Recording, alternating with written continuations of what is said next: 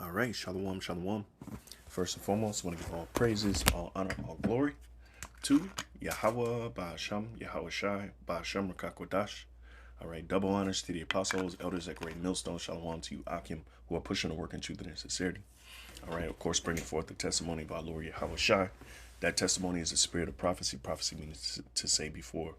All right, and we've been telling you, okay, that the work in Egypt, aka America, all right, was going to cease. All right, according to prophecy. Okay, as you see here, massive port strike, all right, begins across America's east coast, threatening shortages and rising prices. All right, so it's definitely going to make things more difficult. All right, here in Babylon. Okay, now of course we're gonna have to brace for it as well. But ultimately, what's happening here is that this is the Lord's judgment upon this place. All right, and this is the inside workings. Okay, people are fed up. All right, and I'm gonna read a little bit more of this article. In fact, let's just move on to it. It says nearly 50,000 members of the International Longs Longshoremen's Association (ILA) are on strike Tuesday against the nation's east and Gulf Coast ports, choking off the flow of many of America's imports and exports in what could become the country's most disruptive work stoppage in decades. hmm So this is a fight. This is pretty much the people fighting back in a sense. You know, it says the strike, which began at midnight, will stop the flow of a wide variety of goods over the docks of almost all cargo ports from Maine to Texas. This includes bananas, European beer. Oh, man. Oh, man. All right. It says wine and liquor. It says along with furniture, clothing, household goods, and European autos. Okay.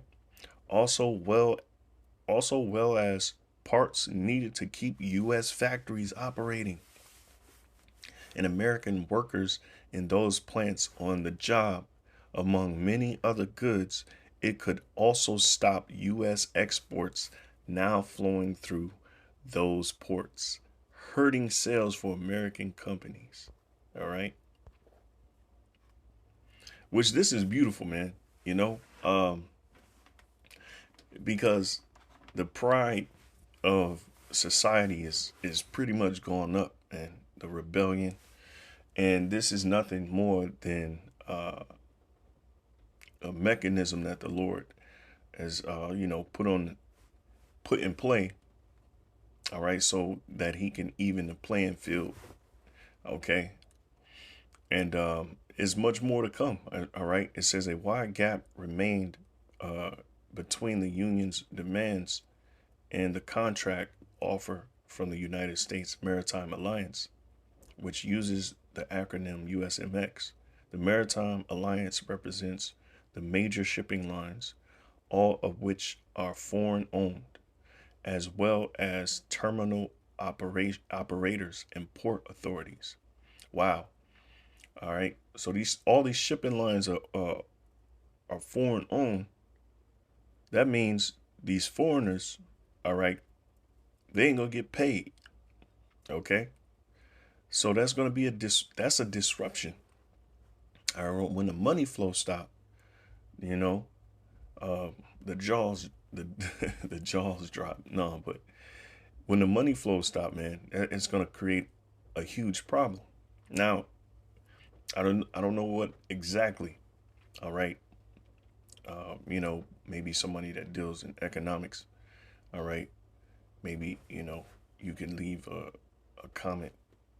All right, but I'm pretty sure nobody probably leaves one. But you know, it's gonna definitely affect the global economy. Okay, so it says as well as terminal operators and port authorities. If we have to be out here a month or 2 months, This world will collapse. Wow.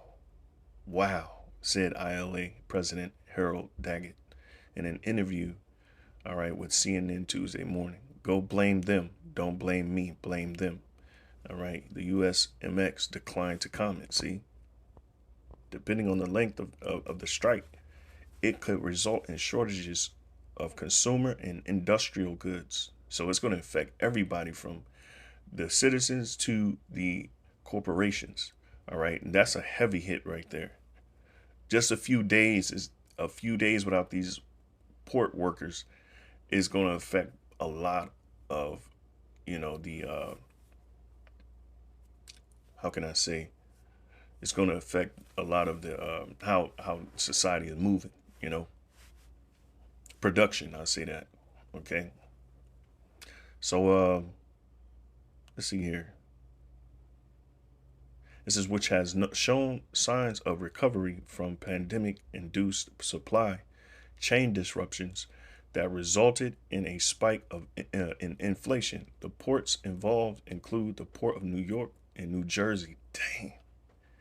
It says the nation's third largest port by volume of cargo handled.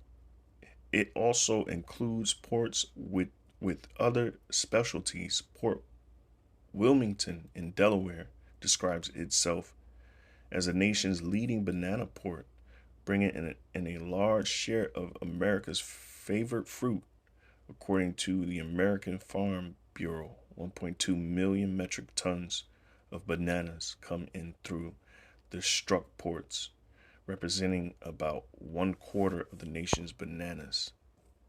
All right. It says other perishable items such as cherries also move through the ports. All right, as do a large percentage of imported wine, beer, and hard liquor. Raw materials used by U.S. food producers such as cocoa and sugar. Ooh, it says make a large portion of the affected imports as well. And many non-perishable goods such as furniture and appliances are imported through the affected ports too. Retailers have been rushing in recent months to get the imported products they expect to sell during the holiday season. Ooh, and it's right before the holiday, you know, these holidays is coming up, man. So, man, that's heavy, all right? And the Lord said he was going to cast down these idols, man. And this is the time of heavy idol worship during this time of year, man, which is heavy, man. All right. So, man, I'm thinking about Isaiah 19. All right. The Lord visiting the idols. Okay. And then I'm thinking about Isaiah 47. Sit in the dust, old virgin daughter of Babylon. Okay. It says imported products they expect to sell during the holiday season delivered to them before the October 1st strike deadline.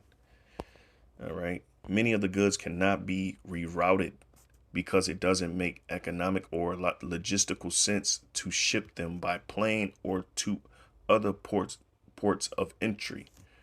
See? So it's at a halt. It's at a standstill. It says the good news, your holiday shopping might not be affected. As many as you might fear, typically 70% of goods that retailers stock up for the holidays is already shipped through the ports by this time of year. And because the strike had been telegraphed for months, that percentage is much greater this year. But most of those holiday goods can sit in warehouses or even in shipping containers for months at a time. That's not the case with perishable goods that flow through the ports, such as fruits and vegetables, which could be harder to find or cost more at the grocery store as soon as next week. See, so next week, people are going to start to feel the strain or the pressure. All right, of having to buy, um, expensive food. Okay, because the shortage in supply. All right. So it says other items such as alcohol, furniture, certain cars may have enough supply that consumers won't really notice shortages for a month or so. But regardless, it's coming, right? The U.S. Department of Agriculture and consumers shouldn't expect significant changes to food availability or prices in the near term. The U.S. Department of Transportation said in a statement Tuesday that it has been engaging with shippers, ocean carriers, ports, railroads, and other supply chain partners for months. It says to prepare for a potential strike and attempt to mitigate bottlenecks um, in the supply chain. All right. So you can check this out. Um, I believe it's on CNN. All right. So Well, the clock ran out last night at midnight, and now you have tens of thousands of dock workers on strike this morning. Just here alone at the Port Authority of New York and New Jersey, they employ over 4,000 union members, and many of them on strike here this morning for the first time in 47 years after the union and the U.S. Maritime Alliance could not come up with a deal before midnight. Just to show you some of what's going on around me, over here over my right-hand shoulder, you have containers that are piled up. These are empty. No one, though, is going to be picking them up and loading them because of the members on strike behind me right here. You have a couple hundred of them out here since early this morning. Then if you take a look over my left-hand shoulder, those are the ports. Those are the docks. They are essentially closed. Nothing going in, nothing going out. Now, Kate, this all comes down to money, wages, and job security. Many of the members behind me are holding signs saying just that. They want to make sure that they're getting paid appropriately, and they want to make sure their jobs are secure. Listen to the president of the ILA union just last month talking about what they're fighting for. You got to draw the line. These companies that work in the maritime business come from overseas. Not one of them belongs to America. They want to come into America and build fully automated terminals and get rid of American jobs. Good paying jobs that support families with medical, pensions, annuities, and pay taxes. They want to get rid of them. And USMX says that they've made an offer of up to 50% in wage increases over 6 years, as well as keeping language in the current contract that would help stop automation of jobs. But the union saying that is not enough. Now, in terms of this port, a lot of fruit and vegetables come into this port. You're talking about cherries, fresh fruit, chocolate, alcohol. Also going out, you have auto parts that are being shipped across seas. None of that happening right now. As for the Biden administration, they are monitoring this very, very closely. They say they are in touch with both sides. One thing that business leaders around the country and the U.S. Chamber of Commerce is calling for is for President Biden to invoke the Taft-Hartley Act. That is a way that that the president could potentially stop this strike. However, President Biden says he is not looking to do that right now.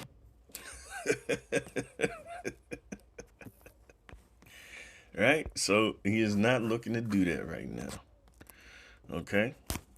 So I was looking to Isaiah 47 and 2. All right. But I'm going to start at 1. Okay. Because here it says predictions of Babylon's fall in the NLT. And then it says lament for Babylon. All right. In the KJV. All right. As the heading. So Isaiah 47 and 1, it says, come down and sit in the dust, O virgin daughter of Babylon. All right. And to sit in the dust represents confusion. Okay. Let's see if we can draw that out really quick. In the dust. And the Hebrew word for dust is ipar. All right. Let's see more debris. Dust earth. Dust powder, ashes. Earth, ground, mortar, rubbish. All right. So it does have a root. Let's see what that says.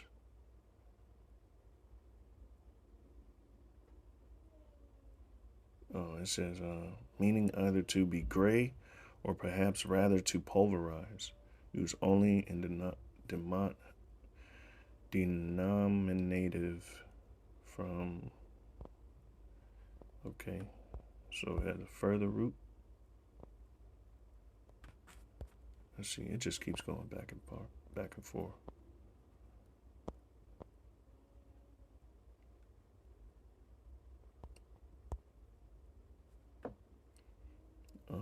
So we know dust, to throw dust, is dealing with mourning. All right. Okay. So Babylon sitting in the dust could represent his mourning, but dust also represents confusion. Okay. All right. So it says, O virgin daughter of Babylon, sit on the ground. Okay. There is no throne. Right. So that's exactly what this place is doing. All right. Let's look up this word, to sit. Okay.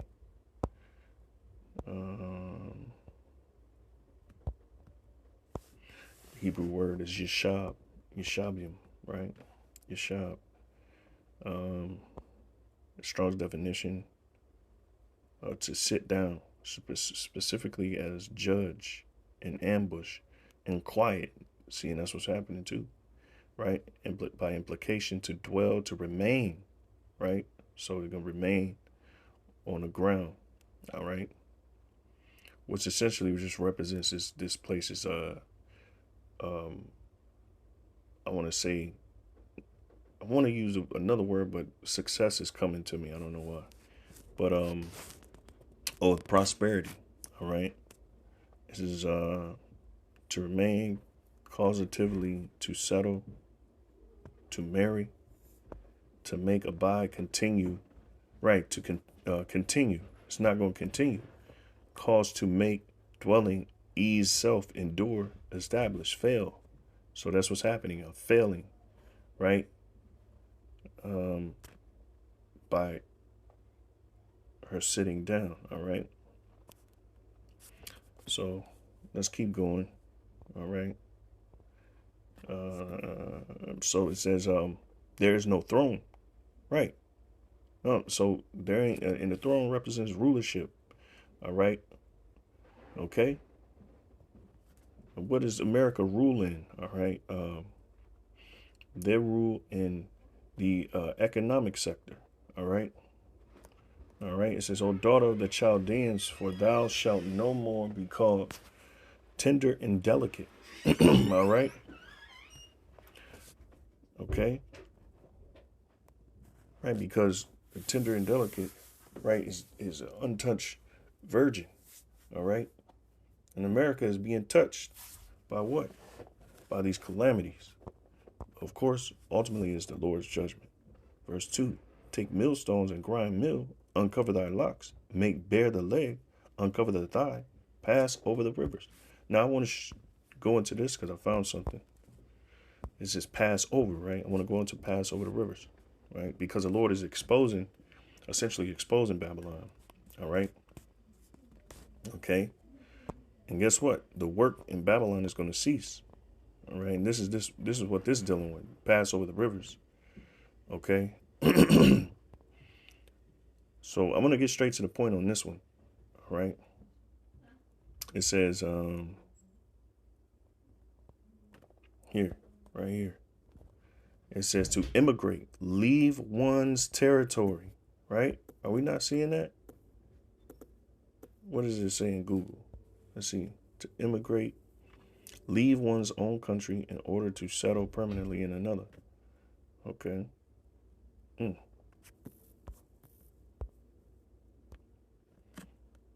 Okay. So it says to vanish, to perish, cease to exist. Right? And essentially that's what's happening. Work is ceasing to exist. All right. The grinding of the mill. All right. It says become invalid. Right. And so what are they finding out? That these countries from overseas, they want to automate these jobs and essentially leave the rest, these workers, without jobs. Ultimately, that's the ultimately what they want to do. Right. And so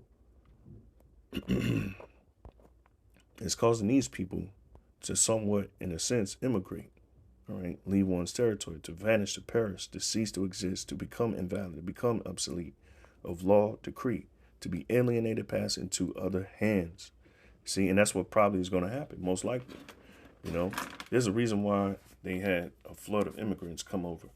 Okay, and things are going to get ugly for you Americans, man. All right, it's going to get real ugly. Okay, so let me see.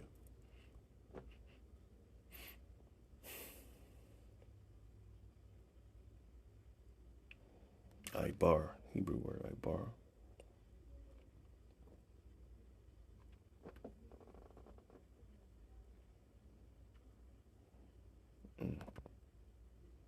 Look, all of these carry over, come on over, conduct over, convey over, current, deliver, do away, enter, escape, fail, gender. All right, get over. Let's see.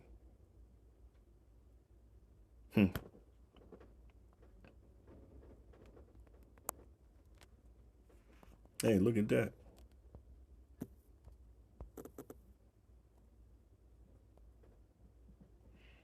It says perish, provoke to anger, put away, rage, raiser of taxes, remove, sender over.